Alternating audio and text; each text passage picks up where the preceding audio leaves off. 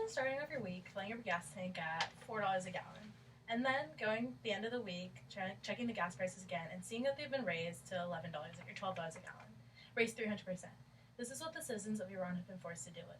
Iranian citizens have been forced to deal with their government's brutal tactics when they decided to protest for more economical freedom, which was inspired by the volatile gas prices and Iran's ongoing brutal regime. Reuters, an international news organization, had written an article on November 16th at the start of the protest to shed light on the politics behind the gas prices. Not only are gas prices raised, but restrictions are placed on how much one vehicle could get per month. This was an attempt to raise funds for the poor, but it backfired severely. Protests started in Shiraz and soon spread to 40 other cities.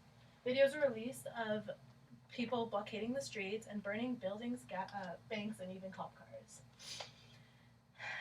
From a foreign perspective, these reactions could be seen as uncalled for. However, since the U.S. had pulled out of Iran's 2015 nuclear deal, families and other citizens have been struggling to make ends meet. Citizens were also upset about the gas prices because Iran is home to 10 to 15% of natural gas and oil reserves. They thought that at the least, cheap gasoline should be a national right. Now, as I mentioned before, protests are all but peaceful.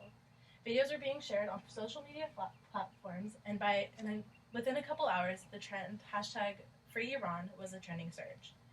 Now, this photo in particular was shared as an attempt to signify their supporters' solidarity with the Iranian people. Verified footage have been released of security shooting unarmed protesters at close range, forces shooting victims who are running away and posing no obvious threat, and bloody bodies being dragged in a futile attempt to get them medical care. Now, these videos were made available for viewing on social media platforms, and although gruesome, can have a toll on your mental health. I believe they were important to view. The severity of events were not accurately represented by the Western media, and these videos show an accurate representation of what is happening. Now, during this time, a lot of human rights activists have begun to speak up. One in particular, Mahsa Ahmadinejad, an Iranian women's rights activist, had a goal to make the protests as known as possible to the outside world in an attempt to get help for those who could not help themselves. Singling out the victims whose lives have been ruined by Iran's brutal regime in the protests. Now, her Instagram and Twitter are filled with pictures of victims and who have been ruined by the protests, and videos of mothers and fathers speaking out about the death of their children. Here's a video of a mild part of the protest, and in the background you can hear them screaming. اینجا تهران شهرک گلستان بانک آتیش زدن با اینکه مامورا داشتن تیراندازی میکردن مردم کم نیاوردن درود به شرفشون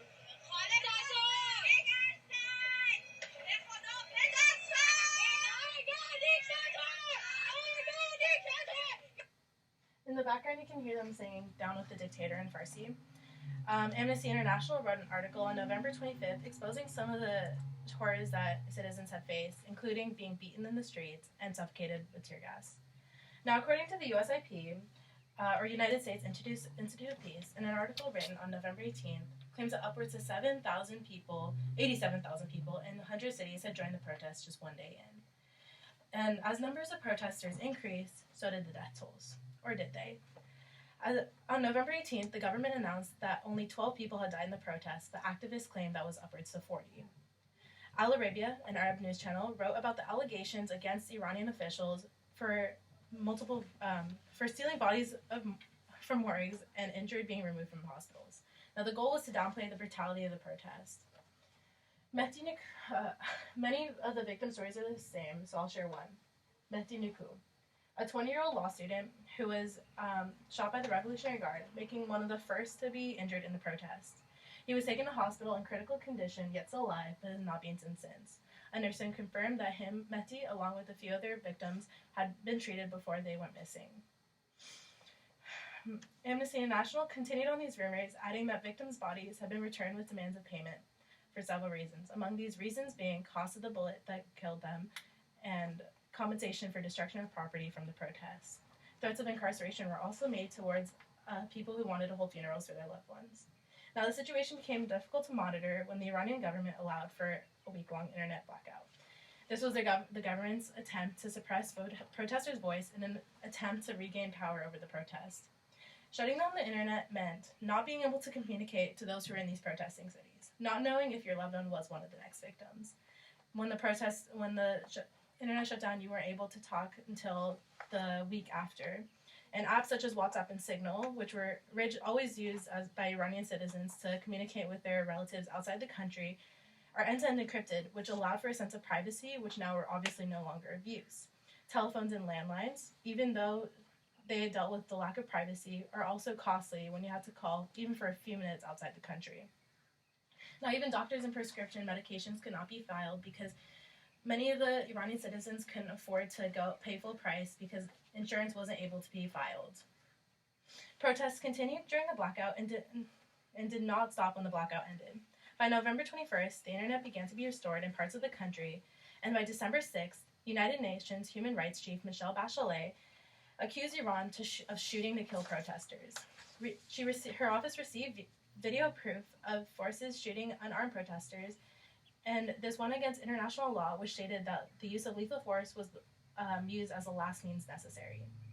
Now, I wanted to end this speech with the final result of the protest, but that it cannot be confirmed by any such article or organization. The USIP claims that by November 27th, up to 200,000 protesters had joined the protest with a large-scale damage of property, among this being 731 banks, 140 government sites, and 70 gas stations burned. By December 5th, upwards of 1,000 citizens killed, 4,800 injured, and 7,000 arrested or detained, and the death toll is still increasing due to lack of medical attention in these detention centers. Of those arrested, 3 have been sentenced to death according to the Human Rights Nation activist news agency. Amir Hossein Moradi, Mohammad Rajabi, and Saeed Tamjidi. Moradi, in particular, was placed in solitary confinement for a month, was beaten to death during interrogation with the promise of medical care if he confessed. He was forced to confess on television to charges that he had not committed, among these being aggravated robbery and crossing the border unlawfully. Now, I had chosen this topic to talk about because many are not aware of the current affairs occurring outside our own country. Even when we are aware, the severity of the events are downplayed by the media. Hearing of Iran's illegal, brutal force is surreal, and young men and women are forced to start their lives with 10 plus years of imprisonment. I hope this opened your eyes to the reality of the outside world of our country and to remember that knowledge is power.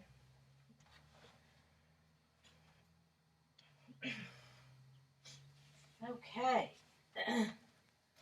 All right. Jasmine. Wait a second. No, you're good. Oh, okay. Oh, baby.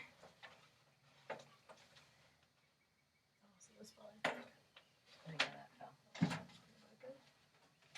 I'm trying to think if that's his, but I guess that's something else. Okay. All right. First of all, the topic is really fascinating, obviously, just in terms of what's going on in other countries. Oh, you can have a seat.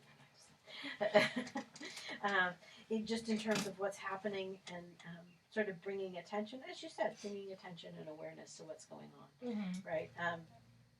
So I thought that the topic was appropriate. Topic was definitely appropriate. I would say just in terms of speech, there was few times it kind of felt more essay-like than speech-like. No, I remember practicing. I was doing so good. I think it was just coming in here and I got a lot more nervous. But yeah, I noticed, and I was looking down my paper a lot. I was like, no, I know what I'm saying. I didn't know why I was reading. I was stumbling. But yeah. So I would say that would be one thing. And the other thing I would say is early on in your introduction, take a little more time. Establish your credibility.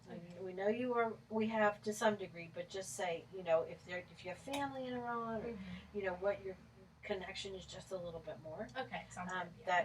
That will just even punctuate, just give you that much more. Okay. The other thing I would say is make sure that we hear a thesis statement. Like, what are your points? What are the preview of your points going to be, so that we can track where it is going. Okay. Right. And throughout your speech, some of the transitions could be a little stronger too. So by doing the main points early on, we can listen for it, and then Mhm. you can use that transition to kind of bridge your points together. Okay. Does that make sense? Yeah, no, it totally makes sense. Okay, all right. I thought you did a nice job with your PowerPoint slides in terms of images of people and whatnot.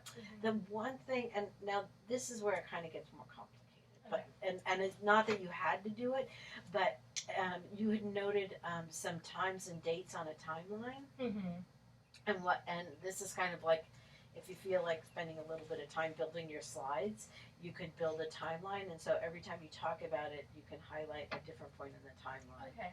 Yeah, some of the stuff I had to do was like going back and forth though. Like December 6th is when they found when they had when Michelle Bachelet had gotten the videos of the video evidence, but then I had to go back and saying like this is when like these death tolls would reach this and then that. So I didn't know if it would have worked too well, but yeah. I kind of felt like more towards the end when you had some really kind of specific things. So I'm not sure if it would have worked or not, but I hear what you're saying. I mean, you want to be intentional not to lose the audience, but and sometimes then you can say, okay, here's the whole timeline, right? Let me, it's going to be a little jumpy, but we're going to start here and then we're going to backfill. Right? You can do it that way. But, being thoughtful about it is most important, right? If it doesn't feel like it's going to work or it feels like it's too jumpy, then don't do it. But you also want to be careful because we only hear. Yeah. We don't see. And if it's the first time we're exposed to it, if you're kind of jumping back and forth on the timeline, then it's like, did that happen before or did that happen after? Yeah, right? No, I totally understand. It was hard for me when I was searching. I had to find a physical timeline too. I totally understand. Yeah, so that might have just helped, and that gets back to kind of the idea of having that specific those your main points. What is it that you're going to be covered? So if you're going to do it chronologically, then you can kind of lay it out that way. Okay, sounds good. But I don't know. Yeah. The other thing is just for fun. If you decided that you wanted your main points to be about people that were involved with it, right? So how that you can have your person, you can put your timeline up, and then you can populate where they on the timeline. So things happen, right, for each person, and then that way, when we see it sort of by the third person, we go, oh wow, okay, all these things are happening in sort of different times and spaces, right? So that might have been maybe another way to kind of track it for us. Yeah, that's a good idea. But again, it means a little more time invested in building your PowerPoint. So yeah. All right? Yes. Okay. Perfect. Thank you so much. Thank you. I appreciate making this work. Yeah, no, I'm sorry I missed the last time, and then I wanted to be able to do it in front of the class, but I understand that obviously I missed my time. But all right, thank you so much. You're very welcome. Have a good weekend. You too. And you know what you're? Oh, I forgot. It's gonna be extra long. I'll trim it down. I could do it too.